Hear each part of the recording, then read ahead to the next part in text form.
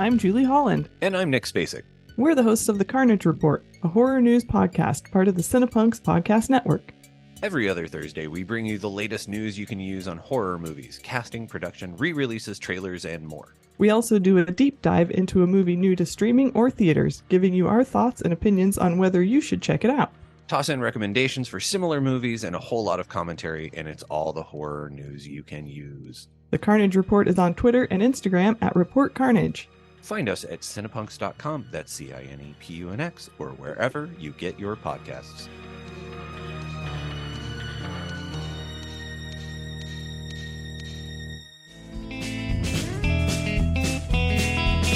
Howdy, folks. My name is Owen Brand. And I'm Katie Cadaver. And we are co-hosts of the VHS Vault podcast, where old is new and cringe is king. We are a podcast dedicated to bringing you old and obscure movies from deep in the vault. That's right. You can listen to us on Spotify, Amazon Music, and on Planet Rage Radio Thursdays at 8 p.m. Central on the Live 365 app. You can also follow us on Instagram, Facebook, and YouTube. And email us at vhsvaultpodcast@gmail.com.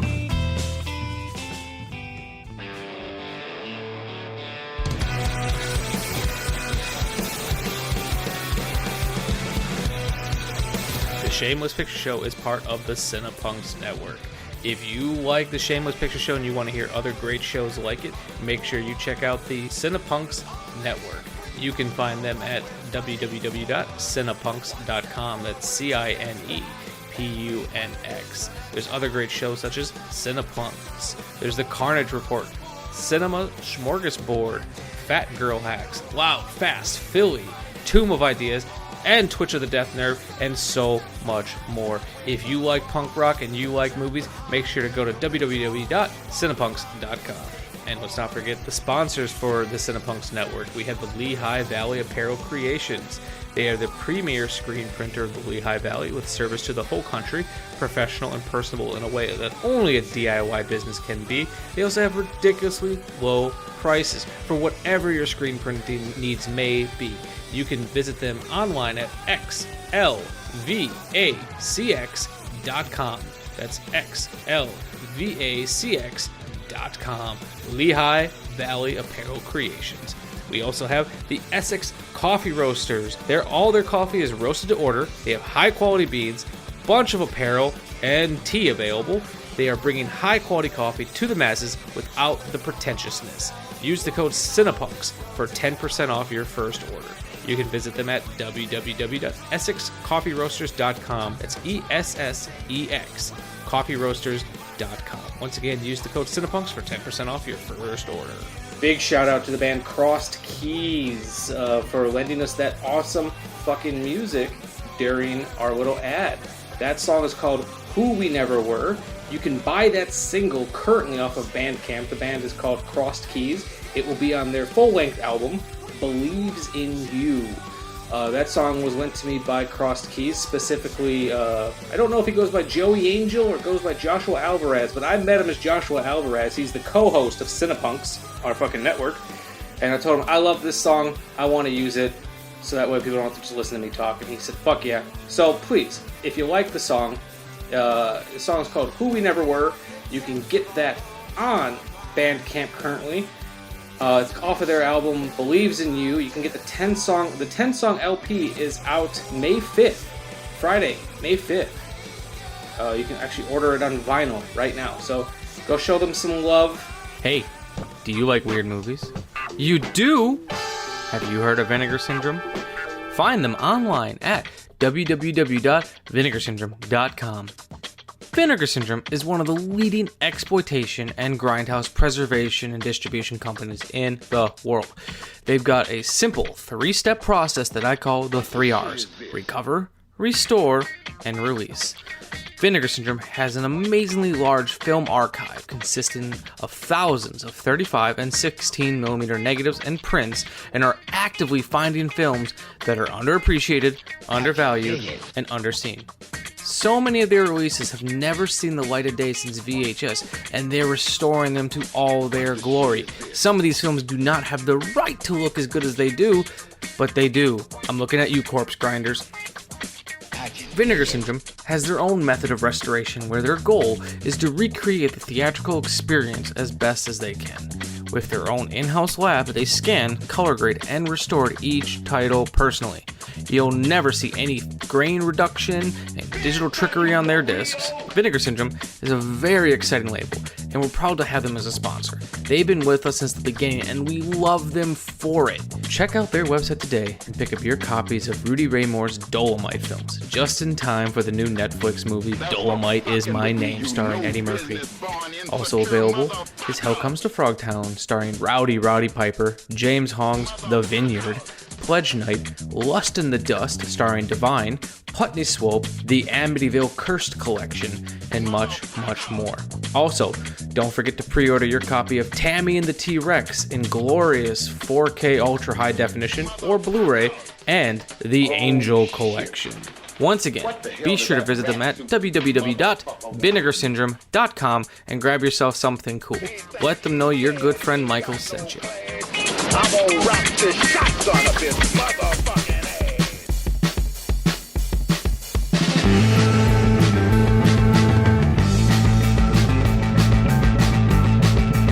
Warning! This movie podcast actually discusses movies. Be aware that it may discuss any of the following elements: endings, surprise twists, unexpected cameos, and all manner of spoilers. If this doesn't appeal to you, why listen to a movie podcast? Without further ado, please enjoy our feature presentation, The Shameless Picture Show.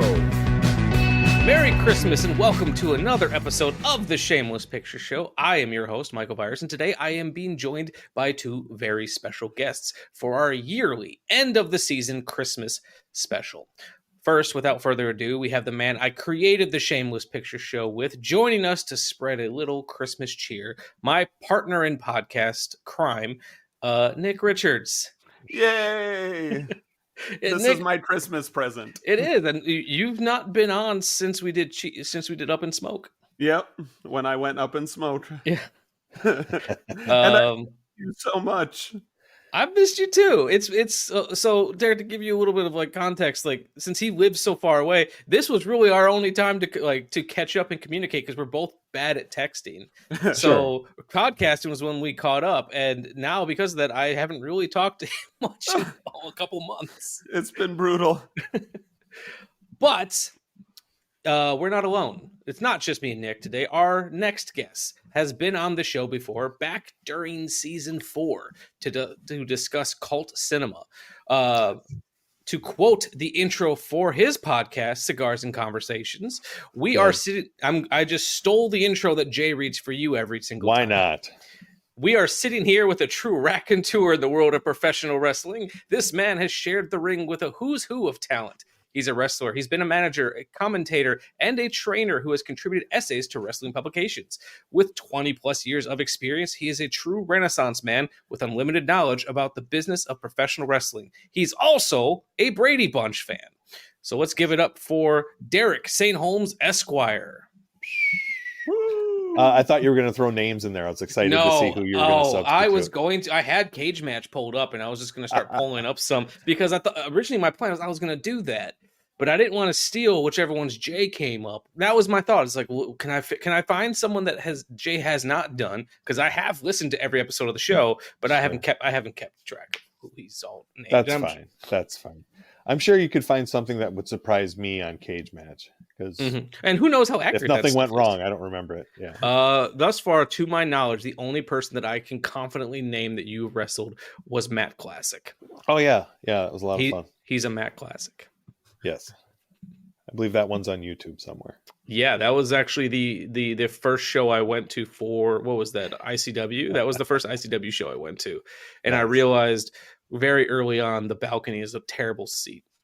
It was back when they were working at the place on 13th Street. It's gone through like 150 names.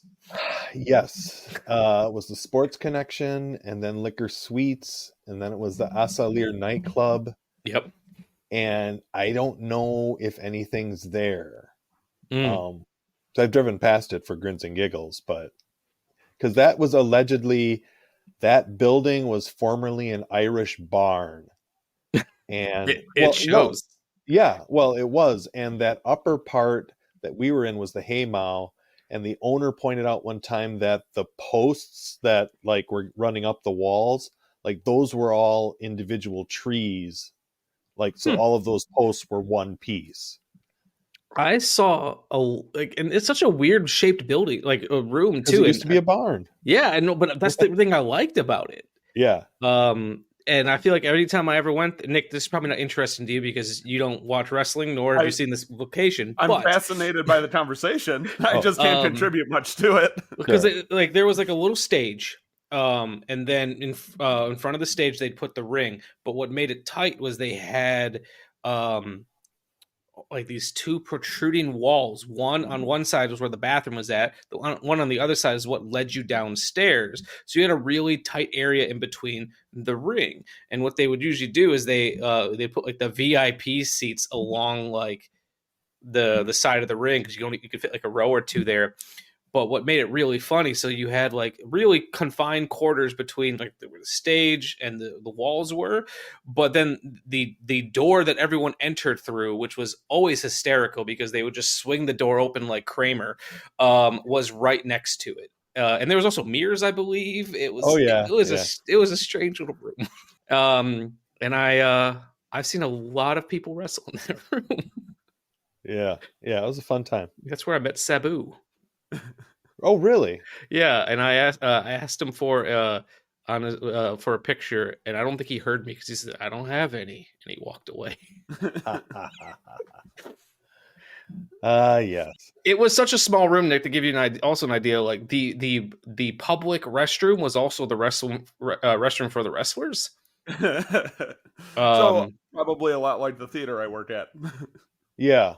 Because and the only reason I know that for a fact is because I went back there one time after a death match, and there's two guys gluing up their cuts. Oh, sure. Yeah. So I was like, oh, just right in the same bathroom that everyone else is using. That sucks for you. That's not the worst thing you'd see in a bathroom there. I feel like you have stories. Oh, yeah, but this is public. Fair enough. But no, I've always tried to find ways. I'm sorry. Just so I don't get in trouble. I also first met the woman that would later become my wife there. So. Really? Was she there as a fan, or doesn't she do roller derby? No, that was the as you know, I was agenting for the Russian Beast at the time, and I had to get introduced to the 4 Derby girls that needed to be trained up to have matches for Mondo. I remember that. You don't. This was in 2008. So really? Because I could have sworn I remember there being a Derby match with. Maybe I'm just getting it confused because they've been at a couple of the shows. I don't know. Yes. Well, the first show was the inaugural one. Derby Girls against the Beast. Beast got pinned. Second show, the Beast's green card had expired. So if he lost, he was going to be exported. If he won, he got to marry the Derby girl that he pinned to get his green card.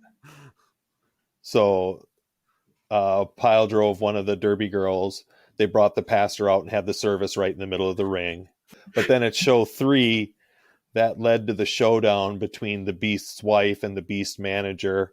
Oh, which one's he going to do? Boom, pop the manager. Suddenly the Beast is the number 1 babyface. And he has been. Yeah. For a long time. Nobody can explain why it works. It just does. He gets a huge pop every time. Sure. I love it. Sure. Nobody knows. Everyone likes a good Russian. Sure. Yeah, but not Russian anymore, though. He had to rebrand with the political leanings. So now he's just the Beast. Oh, you're right. Well, yeah. I've been corrected. I'll let him know. But no, Nick, I've it's funny. I've always been trying to worm professional wrestling content onto this podcast for quite a while. I really enjoyed Beyond the Mat. Yeah, my Nick never really watched much wrestling, and I wanted to find a wrestling movie. So it's like, well, that was on smart, Netflix at one point. I'm sorry. That's smart, by the way, not watching a lot of wrestling. Yeah. I figure it's like soap operas, right? It has that the story you just gave me felt like it would have fit in with. Yes, it's his evil twin. Yes, as much if you boil it down, you can come to that. Yes, but this is another podcast that doesn't need to be polluted with any of this.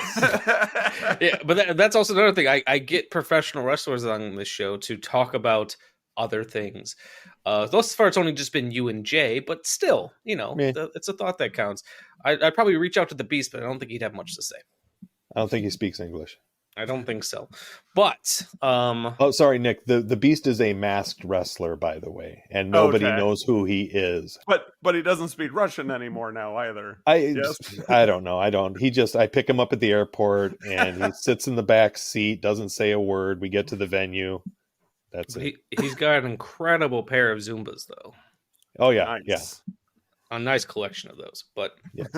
But the reason I wanted to have you on, Derek, because on your show, Cigars and Conversations, amongst the things that you guys talk about, it's primarily professional wrestling, but some of my favorite little bits on that show is when you find tangential ways to talk about your other interests. Like I've learned the weirdest stuff about circuses listening to your show, history of music, but then you also you went on a rant one time about the Brady Bunch.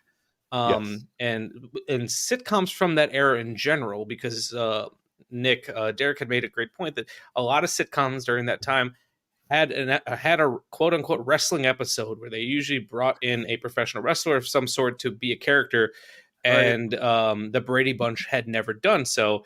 And effortlessly, Derek just pitched his idea for a wrestling episode, but in such a way that when I was listening to him talk, I was like, oh, he's legitimately a fan of the Brady Bunch, because the beats you were hitting were like, oh, this man's knowledge. Yeah, he's watched a lot of episodes. Oh, sure. I immediately thought of the Boy Meets World episode where they had their wrestler. I think it was like one of their friends' dads. Yeah, Vader. Yep. Yeah. Vader was on that, and I think the Bushwhackers were in that one too. Yep. And Bruce Pritchard as Brother Love.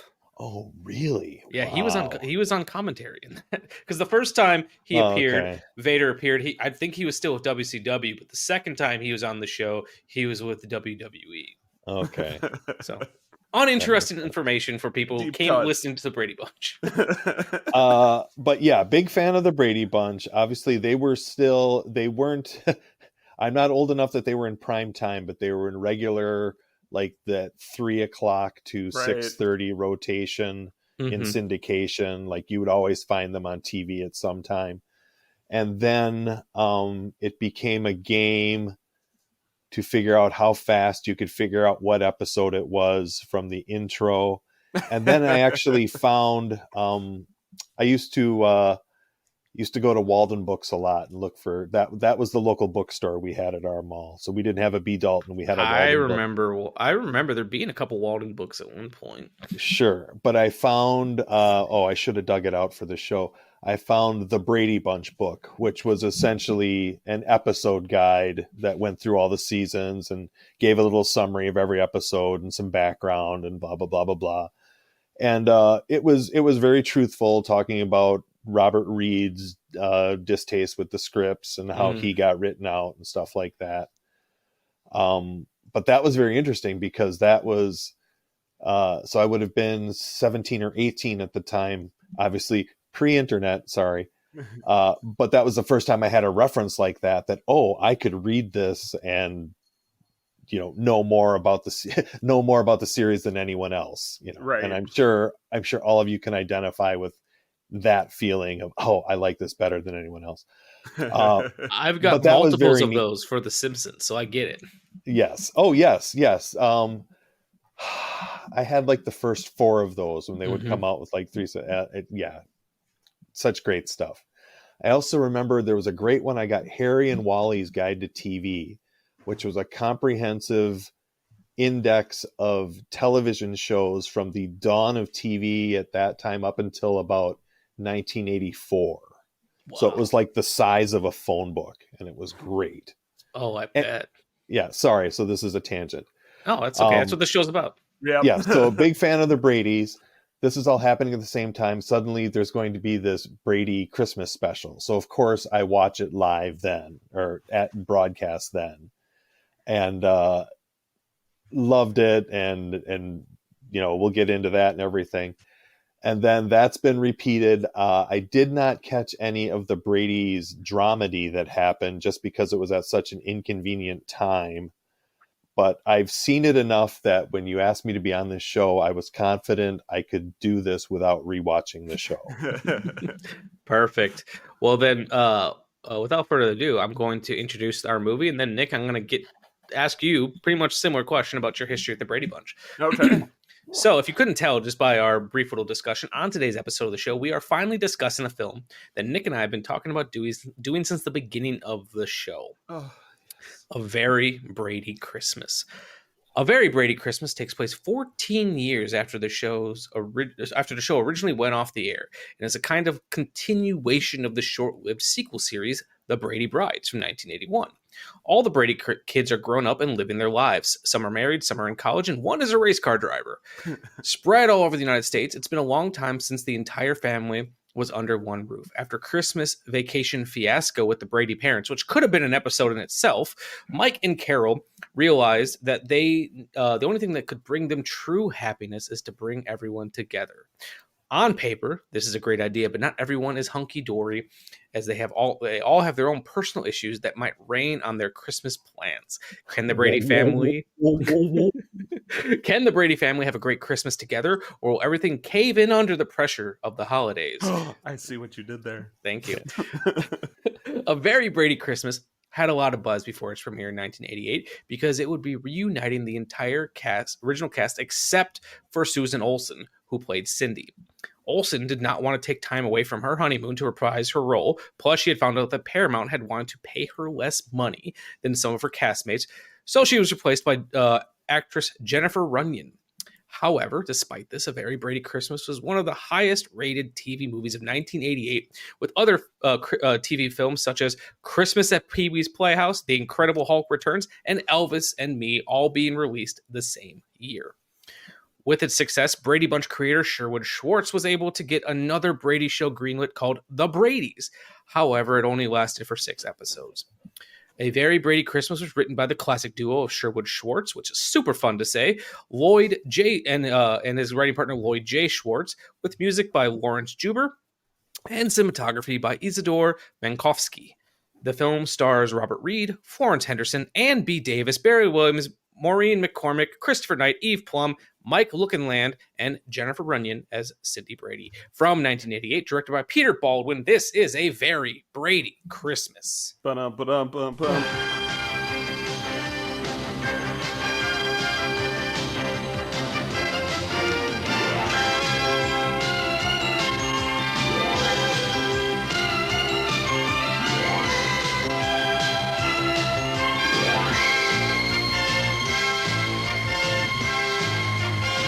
Tonight on the CBS Sunday Movie. Remember that crazy bunch you grew up with? Those kids were terrific. Those kids are grown up. That's impossible.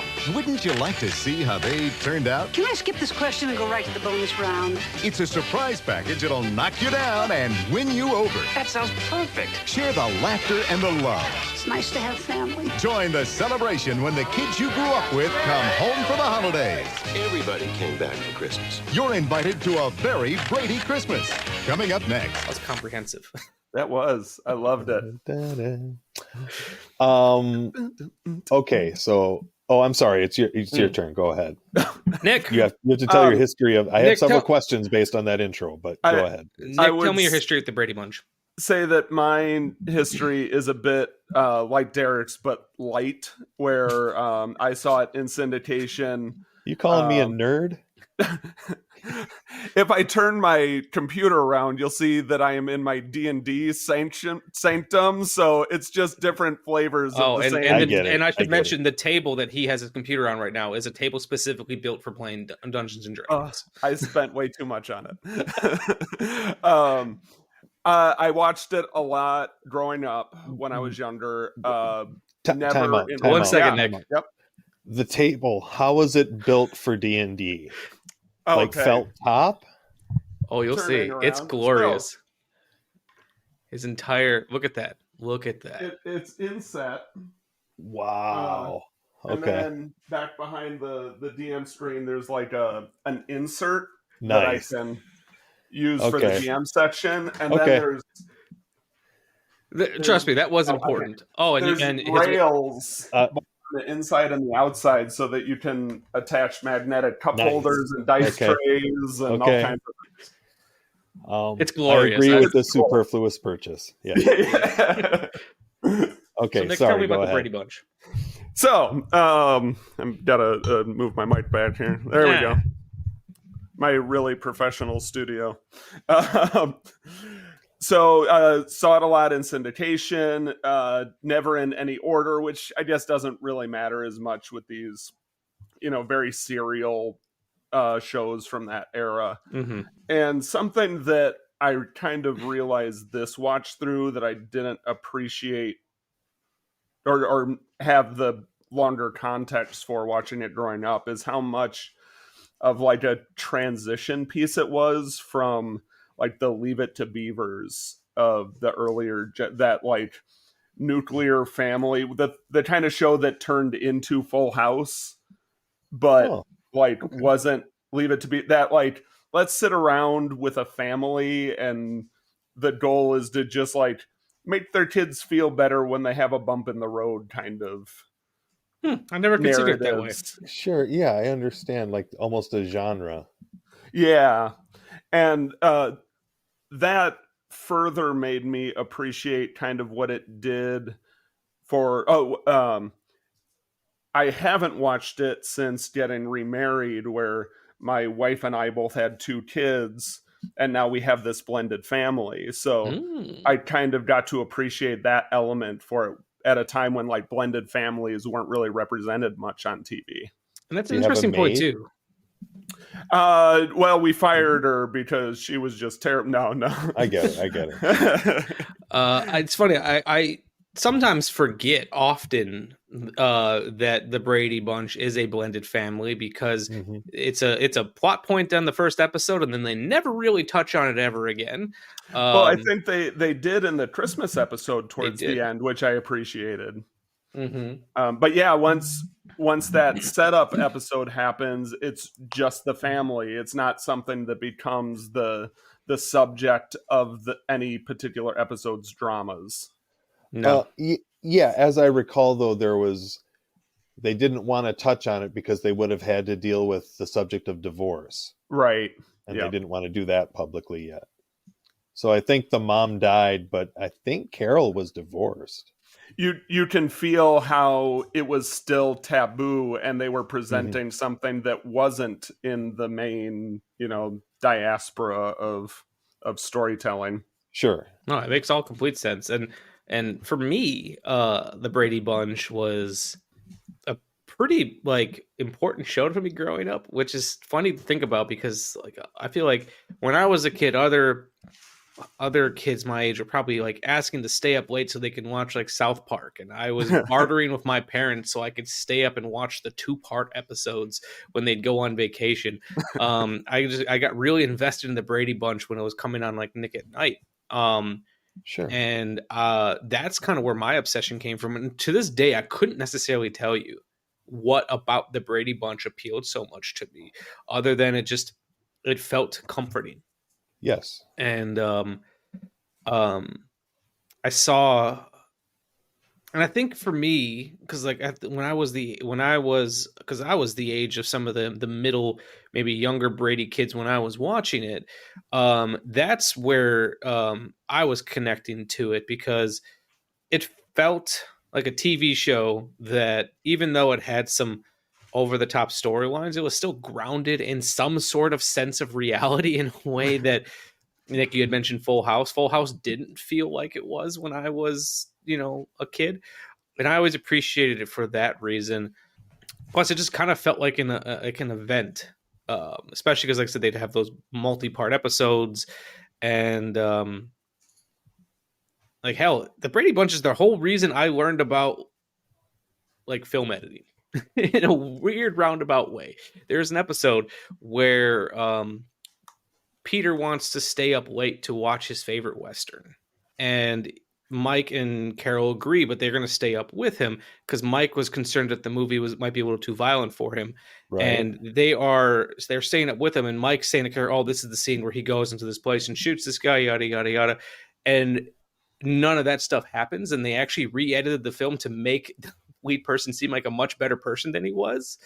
And it was like a whole lesson about the way things are perceived and how much you can manipulate something. So the Brady Bunch is teaching me about manipulation of media. Yep. I think about that when Peter learned a lesson, though. They always do, don't they? Yeah, well, because they brought in, what was it, the guy whose grandfather was shot by Billy the Kid? It was Billy the Kid, yeah. Yeah. Yes, I couldn't remember who it was. I just remembered it was a popular figure. Sorry, I didn't want to let that go without the lesson because that's the important part. Yeah. No, thank you. I couldn't remember the episode that well, so I'm glad you remembered the payoff. Yeah. Okay. I've been thinking over what you told me on the phone. Mm-hmm. I feel sure I can straighten out that boy of yours. Good. Oh, honey, I'd like to meet Mr. Collins. Mr. Collins, it's Mrs. Brady. Pleasure to meet you. Oh, pleasure to meet you, Mr. Collins. If you'll excuse me, I'll get Bob. Please sit down. Would you like some coffee? Coffee, no. I still like mine cooked over an open fire and boiled till it's miserable. Mr. Collins, this is our son, Bob. Bob, this is Mr. Collins. Oh, hello. Hi. Hello, son. I think you're going to find this gentleman very interesting.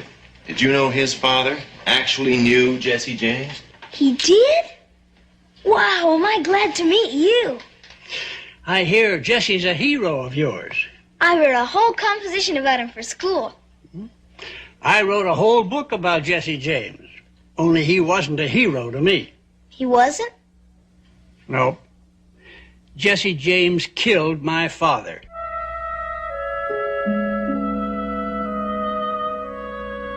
He did? Shot him in the back. That's how he usually shot him. Too cowardly to face him, I guess. I can't believe that, Mr. Collins. He's telling you the truth, Bobby. Son, you know the legends. I know the facts. Mr. Collins, why don't you tell Bob about how it was with your father? Well, I was just a little boy at the time. My father was riding a train to California. Jesse James held it up. Did they have a shootout? Well, it wasn't much of a shootout. My father with his face to the wall, his hands in the air, and not wearing a gun. Then why did Jesse James shoot him? Because that's the kind of man Jesse James was. A mean, dirty killer.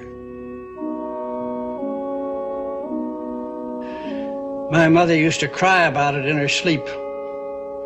When I was old enough to understand, I used to have nightmares about it myself. Awful nightmares about that train robbery. So yeah, like the Brady Bunch was like kind of a big show for me, and I feel like also when I was coming up, there was just a lot of like I saw a lot of like made for TV documentaries and a bunch of other stuff, and I just feel like it was always kind of around. And then I also I grew up right around when those Brady Bunch movies in the 90s were coming out, and I absolutely love those movies because they're loving tributes to even though they're satirizing them.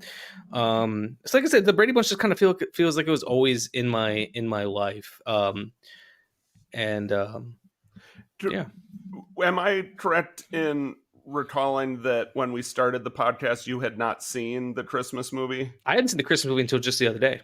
Oh, okay. I was holding it off to do this. This is official shameless material. Yeah. I was holding off because I knew one day we would do this episode. Yes. There's no shame. There's just That's right. There's only love. There's only love. Derek, you said you had some questions about the intro that I wrote. Yes. One, the Bradys coming to the decision that getting all their kids together would be the best thing. I always respect a mother hen wanting to get her chicks back in the nest. Mm-hmm. So that makes sense. Two, you said the Incredible Hulk Returns was that same year. Was that the one that thinking when he said that you went into like a Hold on. Yeah, because is that the one that had Thor? Let me look. Let me look at the cast list because I've not seen it myself. I'm just familiar with it. Because I'm not sure if that had Thor or a bad Hulk. It had Thor. Eric Allen Kramer played Thor. Okay. Thank you. You're welcome. Just like, wait a minute. And so, like I said, I'm the odd one out here where I hadn't seen A Very Brady Christmas, and it seems like both of you had. So I'm going to turn it to you guys for a minute. Nick, let me ask you first before I figure out which order I want to do this in. Had you seen this up until now? Yes, I had, but I want to say I had not seen it when we started the Shameless. Okay. But saw it at some point around season 2 or 3, and that's when we started, I think, pitching the idea of doing this as an episode. Okay. Then tell me a little bit about that. So this is not your first time seeing it, and like I said, you have an interesting approach to this because when you had seen this movie originally, you didn't have a blended family. So rewatching it now, you said change that perspective.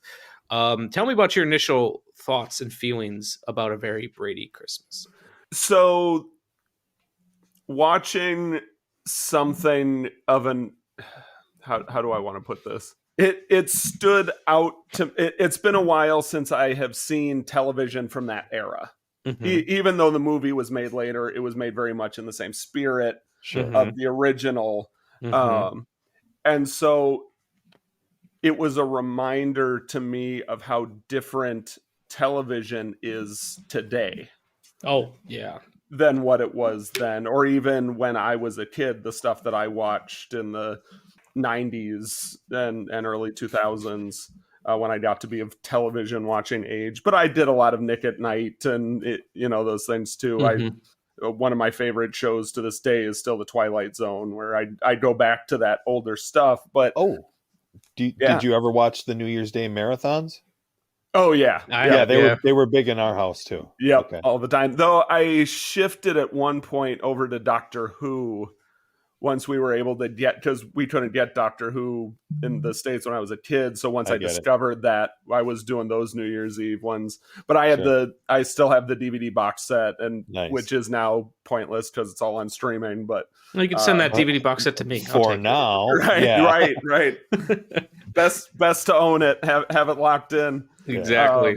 So that was one of my big shifts in watching it today, was just kind of remembering what TV was from that era, where it's very nuclear family. It's the problems that they deal with are usually because people just chose not to talk to each other. That's 90% of the drama is because they're just poor communication. Say what they were thinking. Yeah.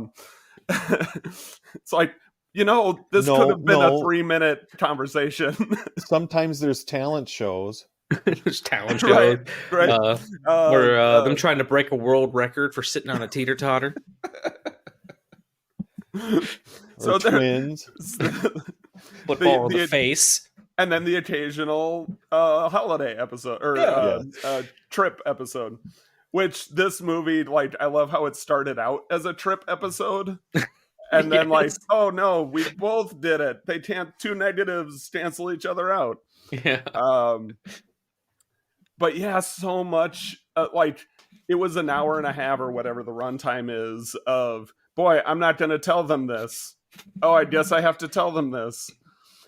But it's still so fucking charming. The whole time through, it's so saccharine and over the top, but it's a really warm and fun. It's like a big blanket on a cold day. It's almost beautiful how I want to believe it was done intentionally, but realistically, I just think Sherwood Schwartz has never left the writing style of the Brady Bunch.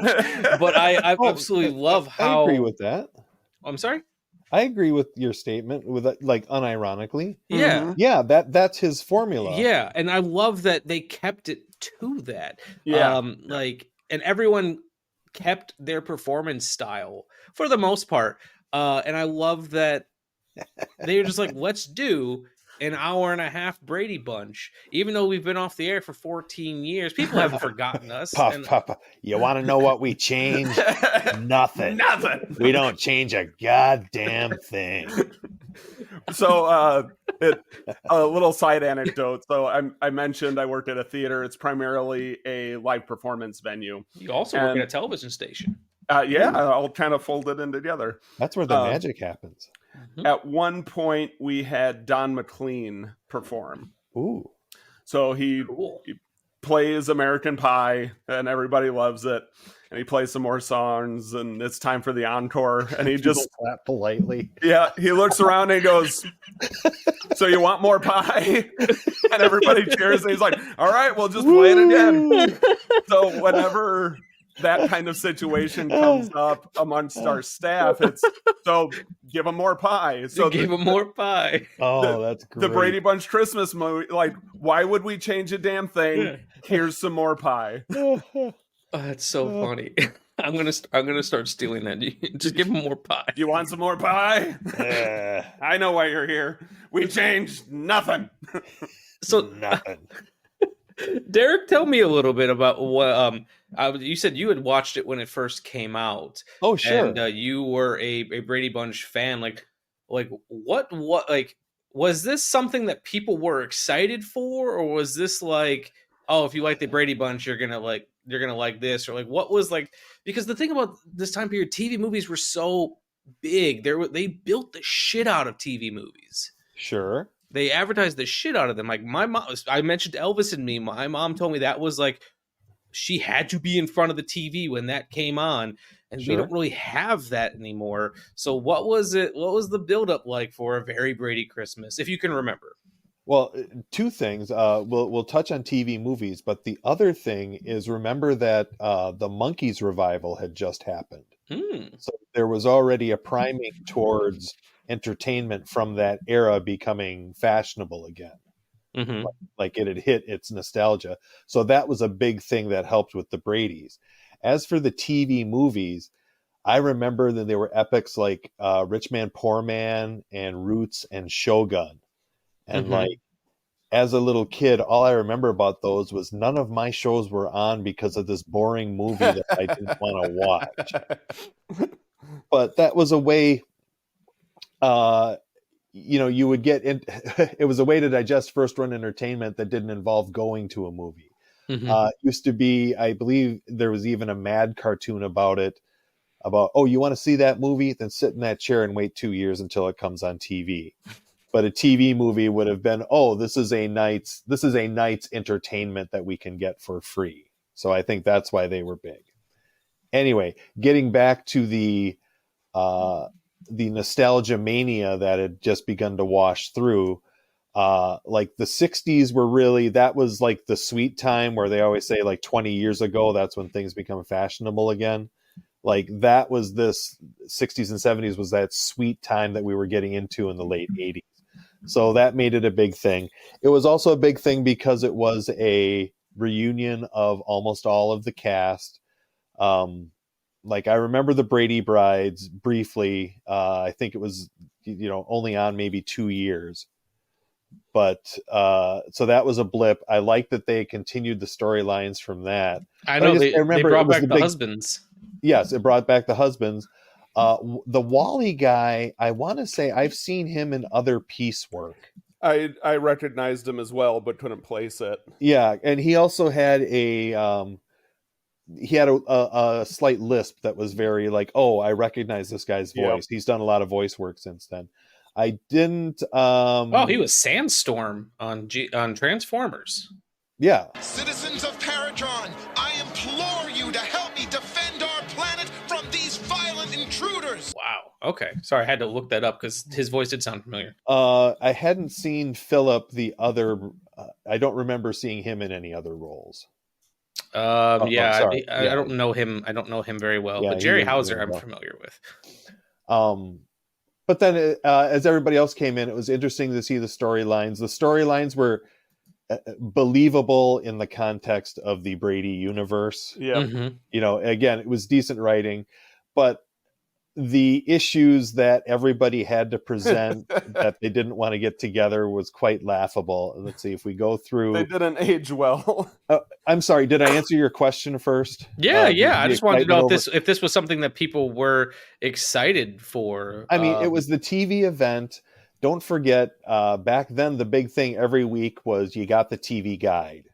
Mhm. And then there was the crossword puzzle in back, but you would get like a full page ad like, oh, this is coming up. So it would be a big thing. Like that's what you would plan to watch on that night.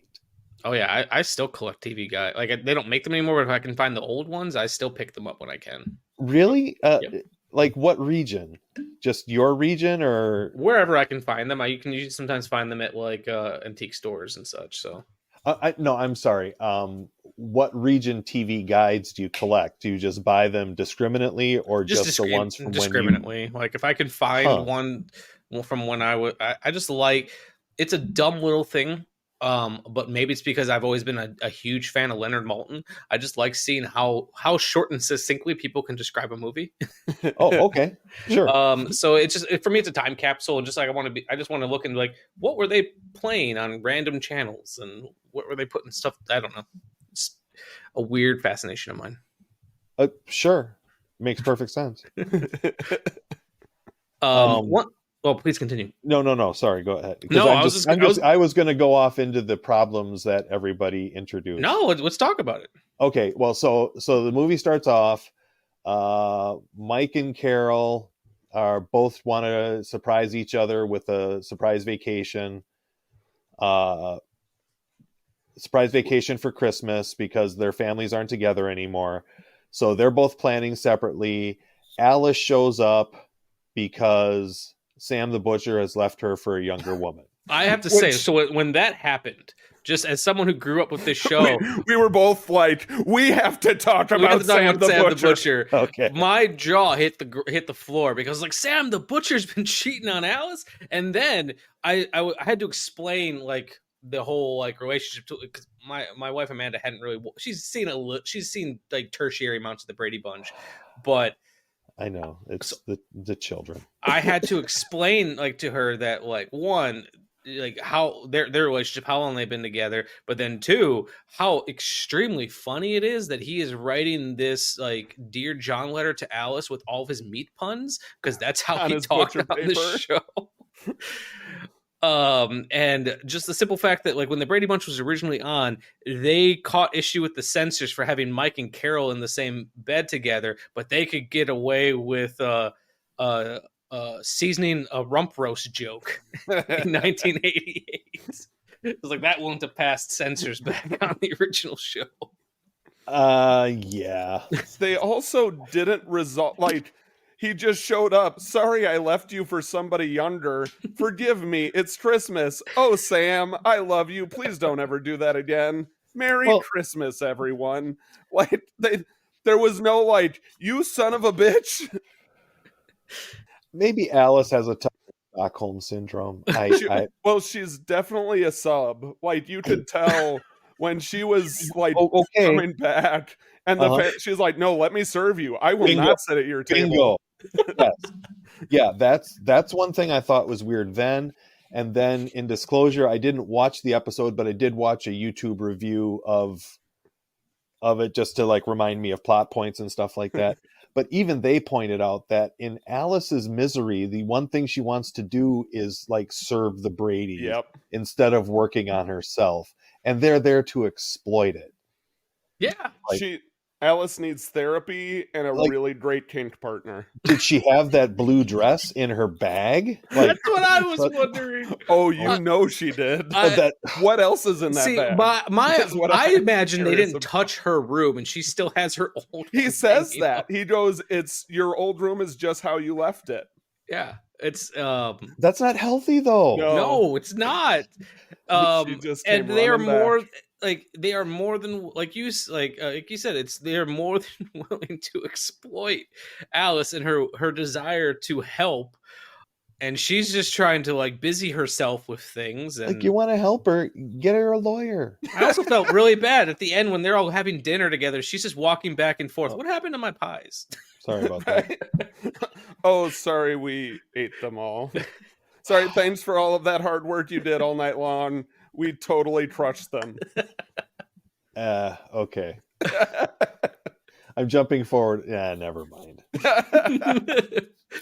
All right. I'm just saying that Cindy and Bobby probably took trips out to the garage to go check on the wood pile or something like that. Oh, I'm sure of it. Yeah. I'm sure of it. So that explains where all the pies went.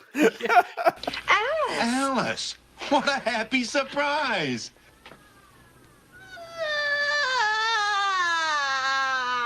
So, Sam walked out without saying goodbye. No, Mrs. Brady. My husband left me a note written on paper from his butcher shop.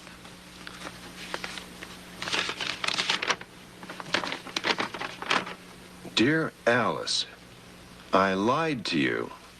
I wasn't working nights plucking chickens. I met a younger woman. At first, we just traded meatloaf recipes.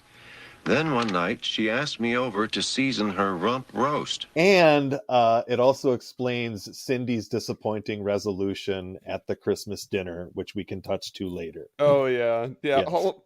They were all so like, yeah, okay, cool. Well, and then we're talking about like what all their individual problems. Cindy's is the strangest for me because, you know, she doesn't want to go back home. She kind of wants to see her family, but then her roommate kind of talks her out of it, and she's like, yeah, I'm not going to go back home, and then she ends up going anyways, inexplicably. She's what, 20 early 20s in college. You know, she wants to go rip it up. Yeah. And God bless her. But it felt like her problem kind of they kind of shoehorned the I want to go somewhere else into the I'm treated like the youngest, and they didn't like the two ends of that storyline, they didn't tie together strongly enough. So right. It's like I wanted to go on the ski trip with my friends. Fine. Again, that's classic like sitcom want to do the ski trip with my friends. Yes. But then make the problem about the ski trip with the friends not that I just wanted to be asked because I wanted to be here, even though I said earlier that I didn't want to. Like, she didn't understand her. Cindy did not understand her problem. Well, but she's early 20s. Yeah, right. Yeah, angry, doesn't know what she's angry at. That's fine. These are brochures from Aspen, Vale, Steamboat, Sun Valley. Great. Well, which snow is the best? Which guys are the best?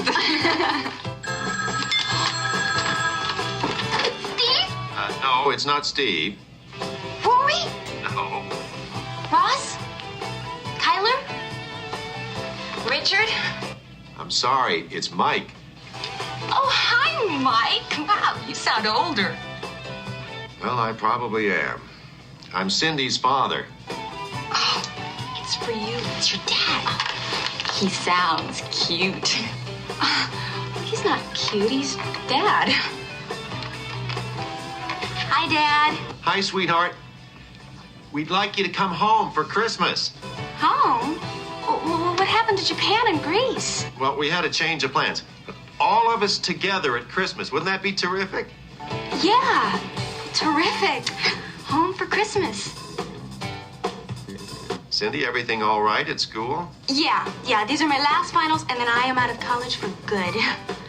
Boy, it's hard to believe. To us, you're still our little girl. Yeah, I guess I am. Well, we'll see you at Christmas then. Okay. Bye. Bye.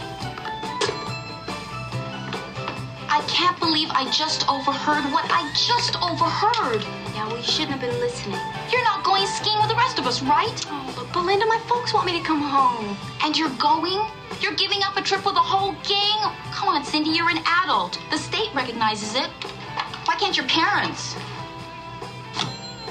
I'm the youngest. I mean, everybody just always assumes I'm gonna go along with everything. Oh, besides, I do want to see my brothers and sisters and the whole family. You're graduating college. This is a time to bust out.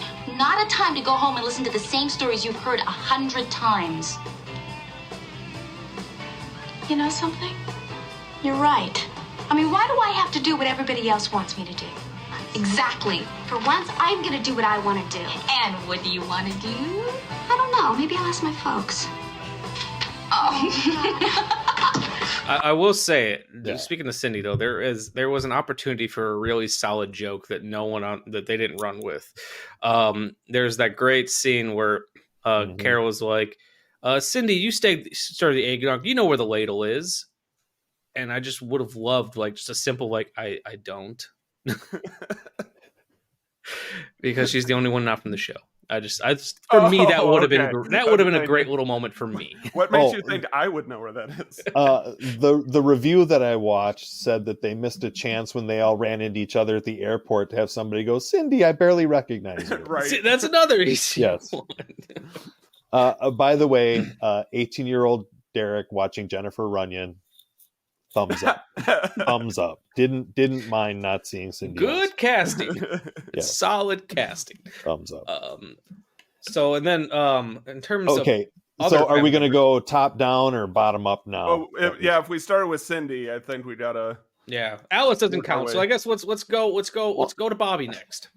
See, now you're contributing to the issues with Alice by just saying Alice doesn't count. Well, I mean, Alice doesn't count in terms only of the Brady exists children. To be the maid. My storyline is separate because she she's not wants technically to a not Brady. count. She's not technically a Brady, but she is part of the bunch. By the way, I hope she got paid during. I her hope time so. There. Yeah, that was She's my the center thought. square. Yeah. Oh no, we'll let you stay here, but you're going to have to work. Anyway, so then we get up to Bobby. And I want to drive fast. Yes. Ricky Bobby. Bobby wants to be a race car. I'm just sorry, but Bobby was a race car driver. Just should be covered by Primus. Yes. That's it. I love how we both came up with equally applicable pop culture references that describe Bobby being a race car driver. Yeah. It's great. Perfect. So Bobby wants to race cars.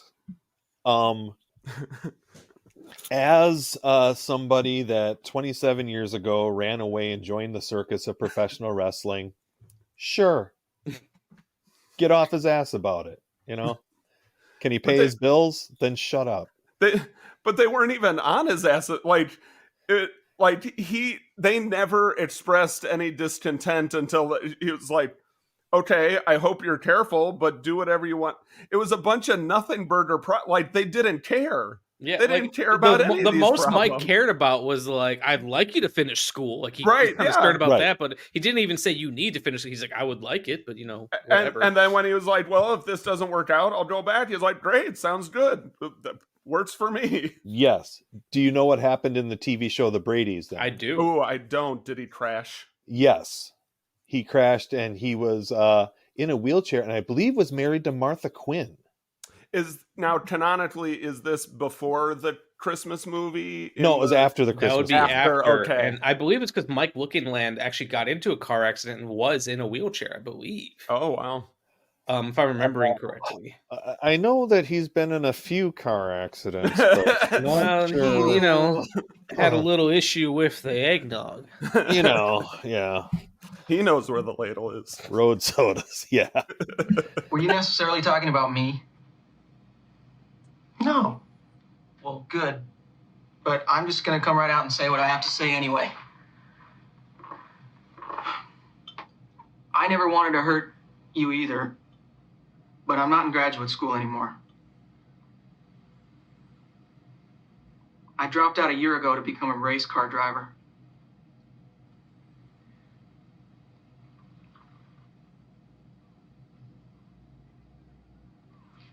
I looked everywhere for those pies, and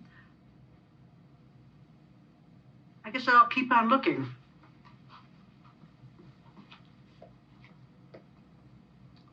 Bobby, race car driver? It's what I've always wanted to do. And I know that you and Dad really want me to finish my business courses. Yes, we do. We always want you to be happy, too. Driving is what makes me happy, so that's what I'm doing. Whether we approve or not?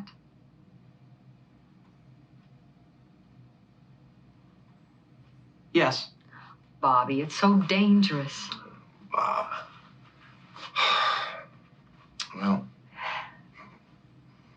I didn't always do what my parents wanted me to do. Did you? No.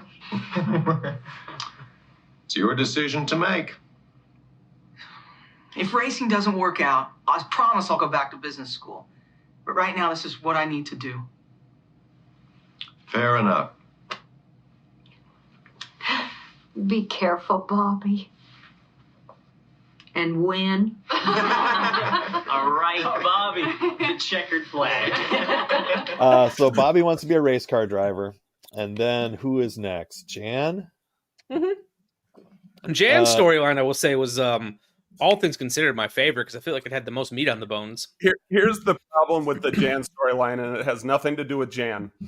It's when they finally have it out, and Florence Henderson is standing in the doorway like a freaking creep, just watching them have this really intimate argument, just like smiling at them, and then they start like going at each other like feral beasts. Oh, you guys can be late to breakfast. Continues to stand there watching them, and then at some point, after watching for several minutes and clearing her throat, goes, "You can be late for breakfast," and walks away like, "Go ahead and have makeup sex while we're having pancakes." I'm glad you said it because I was gonna. But so Jan and her husband are having marital problems, and it's like the problems they're having. Once again, as Nick said before, could have all just been cleared up if they talked to each other for 5 minutes. They didn't really. When they talked, they didn't even resolve anything. She just put a blanket on him, and that was enough. They were like, "Here's my problem. Here's my problem. Great, let's make up." There was no actual steps to resolving. It was the blanket that like made it all better. That's my catch-all. If anything ever happens with my relationship, I'm just going to put a blanket on her and hope for the best. I will say, like, being covered in a blanket is like a comforting, huge sign of love. But now I'm wondering if I've just been programmed to believe that from sitcoms because they all use it. You know, son of a bitch. Schwartzman. Sherwood. Oh, that's it. Sherwood. So yes, marital problems, getting laid. Mm-hmm. Which I also have to say, granted, they've all. This is a good segue here. Yeah, they've all. Most of them have had, at least a couple of times, have had sex because most of them have kids. I appreciate that Jan, who was always presented as the ugly duckling on the show, is the only one confirmed to knock boots on this show. So good for her. Oh, nice. Yeah. All right. All right. So that's my way of viewing it. Let's see. Who's next? Then we go Peter. to my wife is, or my girlfriend is my boss, and that makes me really uncomfortable as a man. Another sitcom trope. Yeah. Oh, I thought it was makes more money than me. I think they were kind of tied. Yeah. It was both power and money. It's her assistant, like her secretary or something. Yes, and isn't she like 40? I'm not too sure. She seemed. I'm recalling the scene because it was in the video I watched of Peter's girlfriend sitting with Jan and Cindy and just looking older than the two of them. Yeah. Like didn't look like a peer, looked like more of a Marcia peer. It could be, but at the same time, like Peter just looks internally young, so anyone next to him, like even now, he doesn't look his age. Which real quick, I do want to mention Carol Houston, who played Peter's fiance, was born in Milwaukee, Wisconsin. Oh, nice. Oh, really? Yeah, so wasn't cool. The dad was born in Highland Park, I think, somewhere in Illinois. Robert Reed? Yeah. Cool. So like Peter's storyline, hell, half the time Peter just felt like he was just in the background. I think his is the storyline that aged the worst. Yes. The whole like inverted power thing, like I recognize would have played appropriately when in 1988. when that came out. It was like the beginning of a lot of the stuff that we're seeing today. Beginning is not quite right, but because obviously that kind of work has been done for much longer. But the way that I saw that play out, like it was a recognition of like, oh yeah, that feels hella dated, which was shows some progress. Right. But wasn't that another, like, weren't there movies like Working Girl and stuff based on that about, oh, women are good, or Tootsie, or women are good in I business? feel like it was something that was in the zeitgeist at the time in popular culture. So our man Sherwood was. That's just why tapping Sherwood into was it. so good, baby. He had his finger on the pulse. And actually, I was going to say with Sherwood, I didn't get a chance to mention it before when we were talking about the way this film opens up. It is kind of a genius piece of writing with having both of these parents both planning a trip, because it's an easy way for them to introduce all the siblings in a very economic way, because they're all going to get a phone call. Right. And I just really appreciate that setup by my boy Sherwood. Another thing that I caught, like they both told 7 people that they were both planning trips, and not a single one of them went, hey, this is going to be a problem. Like all 7 of them were like, ooh. Nah, they'll figure this out. Okay. Alice kind of mentions that, that she didn't want to get involved, but right. Yep. But all 7 of them had all of the information. Nobody. They all have their own bullshit going on. Well, yeah, but I'm trying to think of a darker storyline. Like, okay, mom and dad get in this fight every year, and they both decide they're going to buy us tickets, but then they make up at the last minute, and nobody ever gets tickets bought. So, like, none of the people they called were even listening to the phone call. They're just like, okay, sounds great. I love that. I like that version too. And, and all of a sudden tickets show up, and it's like, what? Oh shit, we really got to go. No, damn. And then next up, I think in the pecking order, would you rather do you want to do Marsha, or do you guys want to do Greg next? Let's do Greg, because he's so. Okay. Oh, sorry. Go ahead. Oh, I was feeling that we were ping-ponging genders. Oh, I haven't been paying attention to how I've been picking them. Well, if we have a pattern, let's stick to it. Or all right. Somebody's going to then let's do Marsha then. Brings us to Marsha. Yeah. Sorry. That one's escaping me at the moment. So in that one, her with her like really unruly, annoying children, right? And then her husband had lost his job at the toy factory. Right. Yes. Now remember, going back to the Brady Brides, he was the zany one, where Philip was the uptight one for Jan, and they had to live together. Blah blah Perfect blah blah. Stranger style. Yes. So that's why Wally, of course, he's a toy executive. God, there was another show that used that. Silver Spoons.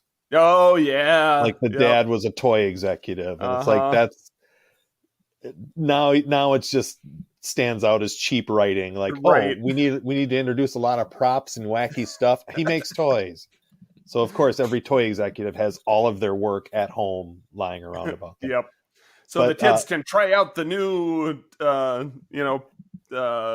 prototypes. Yes, of course. And it works every time, and nobody ever gets burned or injured. Never. So yes, they're getting a divorce. No, they're not getting divorced. And I believe. Oh Marsha? no, he loses his job. Yeah. Sorry, he loses his job, and I'm jumping ahead because I'm thinking in the Brady series that followed, I believe Marsha's storyline. She was replaced and played by Leah Ayres, who I think was the woman in Bloodsport. Cool. She becomes an alcoholic. Whoa! I gotta watch this. This sounds dark. Well, it was promoted heavily as a dramedy in the theme of like 30 somethings or some other shows that were popular at the time that were overall serious but had funny moments. You know. It lasted a season and a half. So well, Sherwood's on it again, so I'm gonna have to watch it. They tried to mess with it. They got to keep the laughs in there. That's why you change nothing. Nothing. Bastards. I've been in this town. He lived to be 100, didn't he? Sherwood Shorts? Jesus. I think so. Yeah, he was born in 1916, died 2011. Wow. Oh, so not 100. shy. But still, pretty Pretty good. damn close. Come on, Dad. Let's play with my toys. A bestseller. Ah, toys. I don't ever want to hear that word again. Did you say one of your bad words again? All I said was toys. Don't say that word. Honey, did something happen at work this afternoon? I don't know. I wasn't at work this afternoon. They let me go this morning. The Tyler Toy Company fired you? That's right. I won't be going there tomorrow or ever. Great. Now all of us can play with toys. Daddy doesn't like that word anymore. I mean, I gave them my best.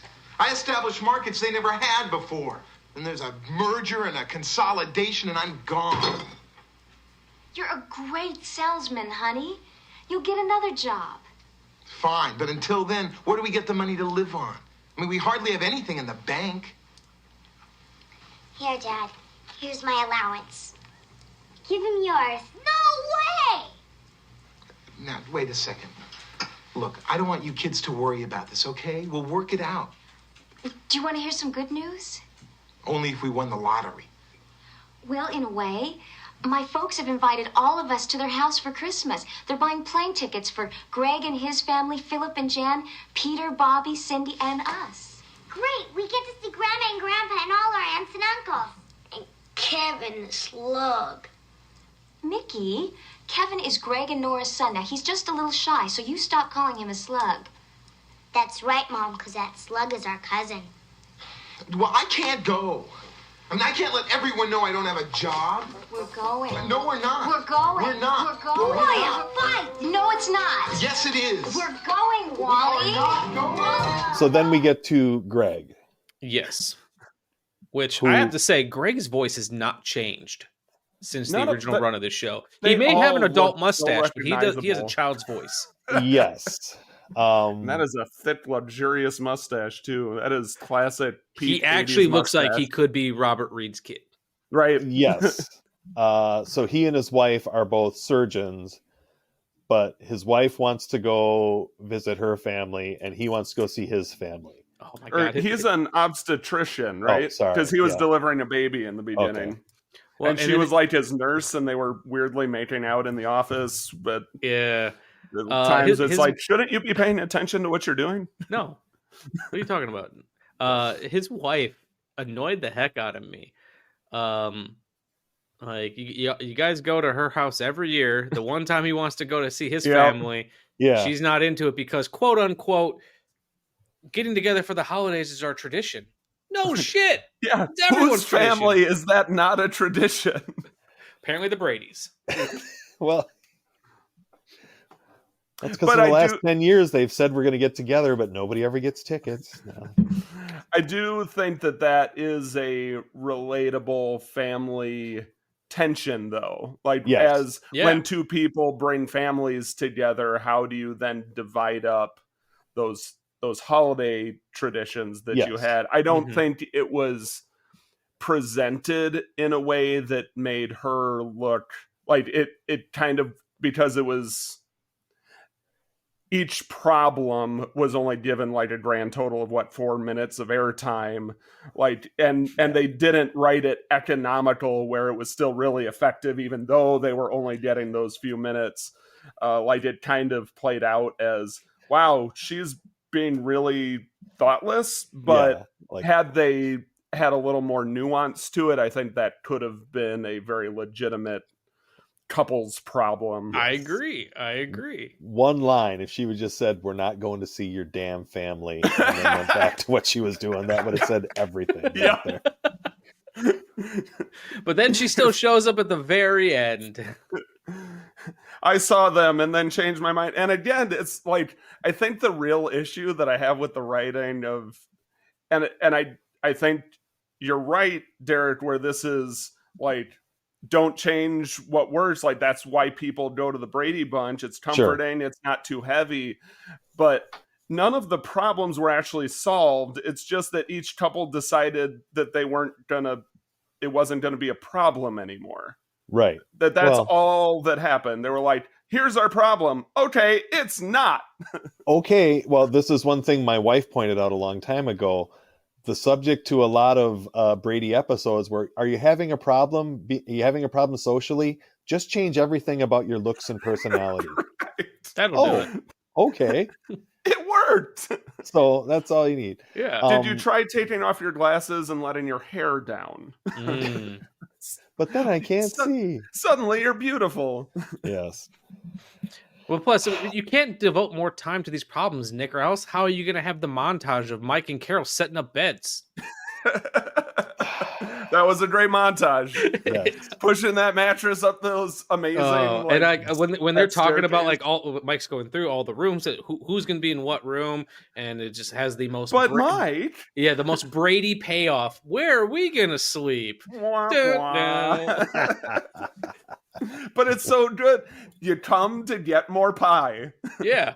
Yeah. Oh, that's good. Yeah. If it had been anything else, like, it wouldn't have given you those happy, fuzzy Brady feelings. Exactly, and it's six. But funny enough, I just kept thinking, what about the bedroom in the attic that they built? There was a bedroom in the attic. That's where Kevin McAllister sleeps. No one wants to hang out with him because he wets the bed. That's Fuller. Shut up. You're right.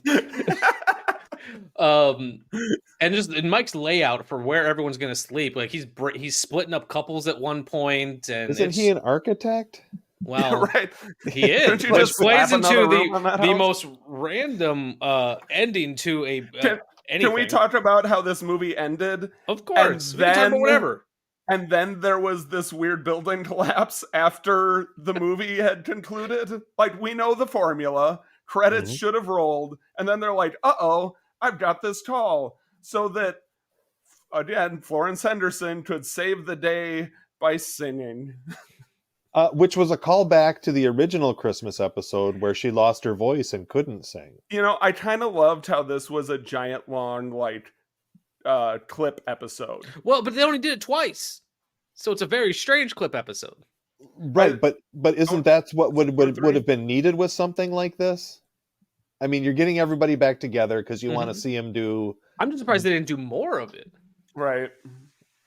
Because everybody had problems. I know. I'm just surprised like they did it one time for camping and the Florence Henderson singing one makes complete sense within the narrative of the show. Just a cutaway to camping seemed a little strange.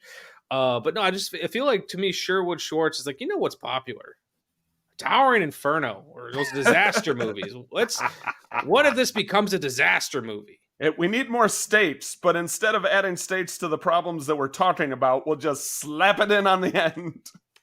And like this one, I have to also mention, good on Carol Brady for becoming a successful real estate agent. So good for her. Yeah. Considering she had no work experience really throughout the entire time the kids were around. Well, maybe she went to school. I mean, exactly. Good for her. I'm but applauding her. How successful are these people that they can pivot from a cruise for 2 people to 13 plane tickets? Like, what was this cruise they were going on? Like, especially when, well, I mean, I guess chronologically it doesn't make sense, but then Mike just lost that big account. Well, I got the feeling he got paid for that job already because he pretty much designed the building. They were building it. You think he already got the main part of the check? Probably. Yeah. He did the legwork on that. The guy wanted to cut corners and brought in a different architect that'll pretty much tell him what he wanted to hear, which then I love that, that guy had to eat crow and call Mike back because the other guy was happy. Mike shouldn't have answered that phone. He shouldn't have. It was Christmas. This is my favorite movie that is a warning of surrounding yourself with yes men. Yes. Yeah, 100%. That's the moral of the story. I was really wondering. I didn't think they were going to do it because, once again, Nick, as you keep saying, you got to give them pie. I was wondering, is this gonna end with Mike getting smushed to death? Like, I was really wondering for a minute because they were really building that. That is would what have we're been gonna do. We're going to put him in the building. We're going to film 2 endings. And then we're going to talk to Reed about his attitude. We're going to see where this goes.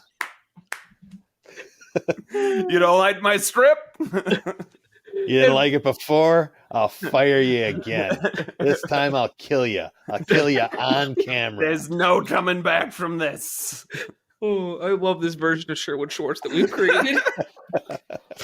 And for listeners at home who aren't in the know about the Brady Bunch, Robert Reed, who played Mike Brady, notoriously did not like doing the TV show. Okay. Go ahead. I'll wait till you're done, but I want to come back to this. No problem. I just wanted to give some little bit of context. He notoriously did not like doing the Brady Bunch, and if you're ever watching the show and there's just episodes where he's just absent, it's because he threw a fit and they would write him out of the episodes. However, the reason he's one where Greg gets his hair colored. But yes, keep going. Yes. The reason he stuck with the show though is because he did have a fondness for the Brady children and kind of became a surrogate father for a lot of them. Oh. Okay, so this was in the Brady Bunch book, and I did cover this on my podcast, but I feel it's such a great point that I'd like to cover it again. In the Brady Bunch book, they print the letter that he sent to Sherwood Schwartz about the problems he was having with the show. Mm-hmm. In particular, the episode where Greg got his hair colored orange and they had a bunch of wacky adventures to get it back. He stated that the Brady Bunch is established as a comedy, but it's based in realism, and using the weird hair color takes it out of realism. And he equated it to, you're watching MASH, which is set as a comedy in a very specific context, and suddenly Batman walks into the operating room. And he's like, Greg's hair is equivalent to Batman in the operating room. It doesn't fit in the context of this series. I never knew that. And I love this idea that even though he didn't love doing the show, Robert Reed was trying to keep the integrity of the Brady Bunch. And he was a Shakespearean actor and believed in the craft. I mean, a very accomplished actor. And he's also he's really good in this show. He's really good in everything, but he didn't have to try as hard as he did on this show. But I appreciate that he did, because he's really fucking good. Even in this movie episode. Yeah. What'd you say, Nick? He has in fucking integrity. Yeah. Yes. And I honestly, that story, Derek, thank you for telling that, gives me even more respect for Robert Reed as an actor and as Mike Brady. Sure. Yeah. Yes, that was his problem with the show. So ultimately he could have taken his check and shut up and done whatever, but after 3 years and having the same arguments, maybe he just wanted to make a stand. I don't know. Could be. So he came back. Yeah. And I imagine you put enough zeros behind someone's check, they're willing to keep coming back and doing it. Sure. And ultimately, when it comes down to it, his feelings of the show aside, he did like the people he was making the show with. Yes. I also, maybe he hated them. That could be another. It's not true, but maybe it's like when Sean Connery came back for the later James Bond films, and he just did it so he could cuss out Cubby Broccoli. Maybe he just wanted to, curse out Sherwood Schwartz. I don't know. But sure. Mike, Ted. Glad you could come by, Mike. What's up? Well, you know what we're sitting on here? We're not sitting on shale. We're sitting on solid granite. Ted, I know what the soil is. I still insist on a larger margin of safety here. I own a lot of buildings. I never had any problems, not one. I want you to keep that perfect record. That's the reason for the design modifications. I figured you might change your mind after you talked to your wife. Well, I can't for the life of me understand why you'd want to involve Carol in this. Because this is important to me. I'm not asking you to do anything that's against the building code. But you want heavier columns, and that requires larger footings, and that's almost adding 10% to my cost. Now, that's hitting me where I live. Wait a minute, listen. And there's nothing that indicates these modifications are necessary. Ted, listen, you pay me for my experience and my expertise. That's what I'm giving you. You got anything else you want to show me? There are other architects in town.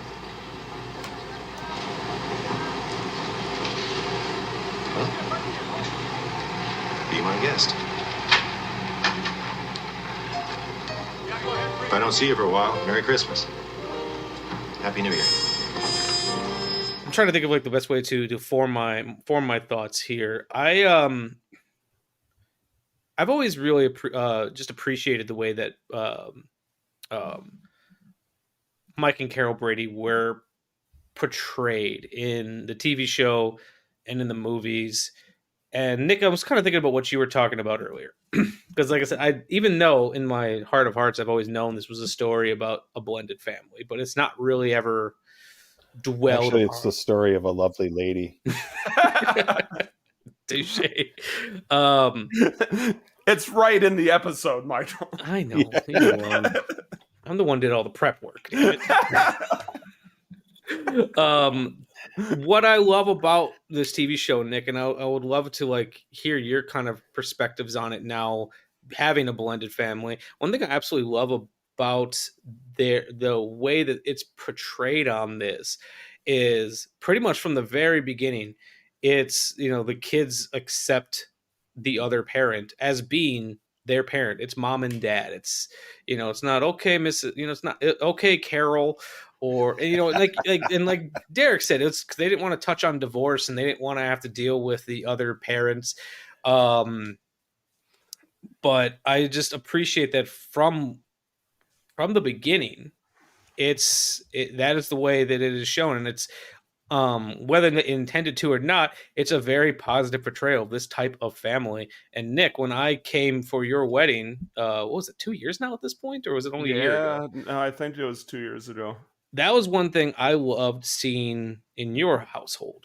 Raina's children that she had from her last marriage and your children that you had from your last marriage, the way that everyone interacts within your own personal Brady Bunch, because you got a lot of kids in that house, Nick. And I just kind of wanted, you had mentioned watching it since, having a different family dynamic. Just, I want to hear your perspective on that. No, like, regardless of why the Brady Bunch presented the blended family the way that they did, I think it's very powerful that they portrayed a blended family that did not, like, there was never the episode of like, you're not my dad, that all blended family storylines, I'm generalizing, but many of them have that dynamic. That's the storyline that they explore, right? The rocky adjustment into going from not a family to becoming a family. And for the Brady Bunch, from the very get-go, they are a family. And like, did that impact how I approach being a stepdad? I couldn't say, but like, it didn't hurt. Like, I have always loved my stepkids the same way that I love my biological kids. There is not a distinction for me that those ones share my DNA and those ones don't. Like, they're our 4 kids. And because they spend so much time together, it's not like we see our siblings on weekends kind of situation. They act and without being in their heads, like, they act like siblings in every way, shape, and form. So my reality, what I experience on a regular day, is kind of very much the modern Brady Bunch thing. And it's nice to revisit the Brady Bunch and see that type of portrayal. And everybody wants to see themselves reflected in the media that they watch, right? Like, so that's, I don't relate to the step family, like Step Brothers. That one comes to mind, where that's about, yes, they all become a family in the end, but the story is about them resisting that or having trouble with that. And I didn't relate to those type of blended family stories, where I do relate to the Brady Bunch in that way. That's beautiful, Nick. Yeah, thank you for that. That's the way we all became the Richards Bunch. I was going to figure out how to work that in there, but thank you for sharing that. Yeah. I don't want to steal the spotlight, but this has been in my mind ever since he said, "Okay, whatever, Carol." Okay, Carol. So Bobby comes home from college. Yeah. Decides he wants to start calling Carol and Mike by their first names. Carol and Mike have to have a talk around the kitchen table about how they don't like it, and there's some growing pains throughout the episode until they sit and have a sit down where it's decided that outside of the house they can be Carol and Mike, but when they're in the house they're still mom and dad. But out of respect, they will call him Bob. Did you just make that up? What? Did you just make that up? Yes, that's what inspired that. Oh wow, that was effortless. Inspired. So then we have to tack on the thing at the end to get him to come back next week. But, right. But there. Love it. There's your episode. Perfect. Okay. All right. So I think we're kind of winding down a little bit. Is there anything? I just want to add one little. Oh, please. I was going to ask if there's anything else you wanted to touch on. Tack on to what I was saying before, in that in my Brady Bunch, it's my kids that have the hair of gold, not the mother. Oh, nice. Has anyone played ball in the house? Oh yeah. Actually, my daughter went through a heavy volleyball phase because there was an anime that she watched where they played volleyball. And we have an older house that is in pretty good shape, but like the doors are 100 years old, right? So she was playing volleyball in her bedroom and she hit the ball into the door and knocked out one of the like panels in the door. Yes. So now she doesn't have privacy, and I kind of like, I can't just go buy a door off the rack and make it fit this like old spooky gingerbread house. Sure. So I did my best to like fit the panel in, and a couple of tack nails later, and it worked. Okay.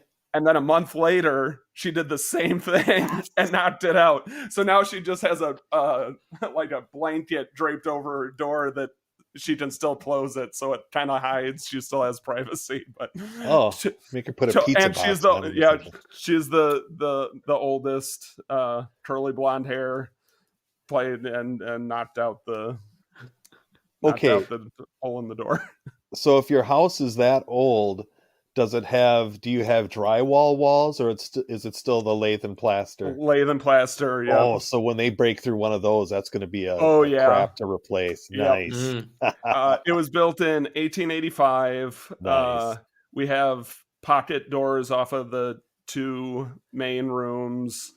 We had to replace not all of it, but some of the old knob and tube wiring was still in there when we moved in, so we had to get all that. Now, didn't have any air conditioning. We had oil tank, radiator heating, but no AC. So we got some mini splits put in because we didn't want to drop. Like we have like 10-foot ceilings. We didn't want to add HVAC in that sense. Sure. But it's such a cool house. But it makes repairs kind of challenging. Do you have a portal to hell or a root cellar in the basement? We have it's a full basement. It's a creepy fucking basement. Nice. But I cannot stand up all the way. And there is one area that I think it was for a one-room addition that's like crawl space kind of, but it's like they just knocked out some of the like old brick and you can see it goes under and it's just like dirt. Creepy as hell. Awesome. If there is a portal to hell, that's definitely where it is. Nice. We also had a bit, you guys will appreciate this. So we bought it from a woman named Mitzi. And then we learned later that there was another woman who owned it before her that was named Mitzi. So we're convinced that actually Mitzi was the original owner that died and now just possesses any woman that lives in the house. Oh. So we're waiting any day for my wife to suddenly start going, "Hi, I'm Mitzi." That would be cool. Yeah. Yeah. Okay. Write that down, Nick. That's a good idea for idea for a movie, or maybe a Brady Bunch episode. Who knows? Poltergeist 8. So did we ever resolve? So the building goes to fall down. Yep. Because the guy tried to use cheap materials. So for whatever reason, the guy calls Mike Brady. Yeah.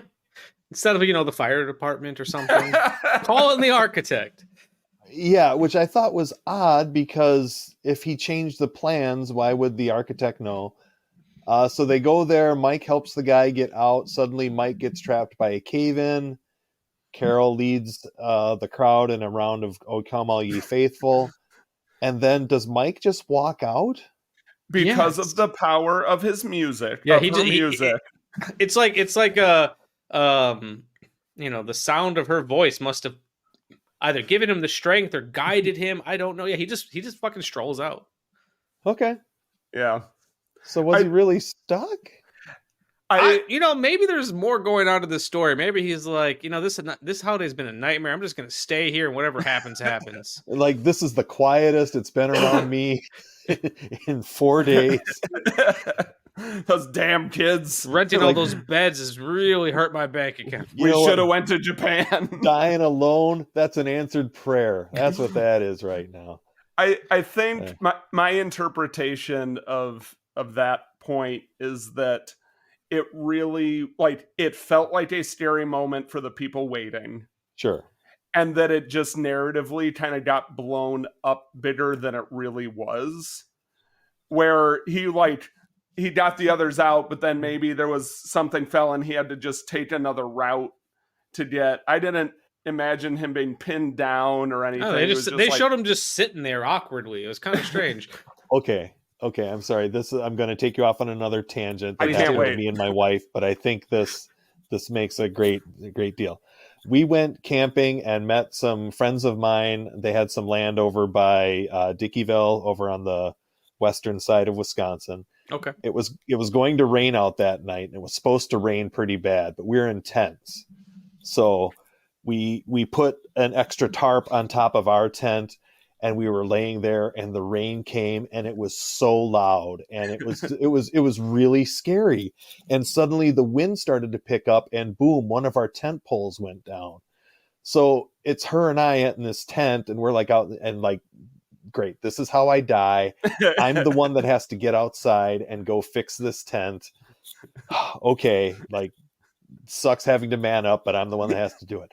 So I kiss my girlfriend at the time, now my wife.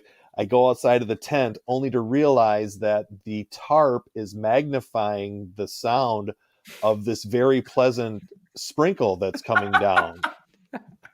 And Angela's inside and she's very scared. She's like, Derek, are you okay? And I'm like, Angela, it's actually quite nice out here.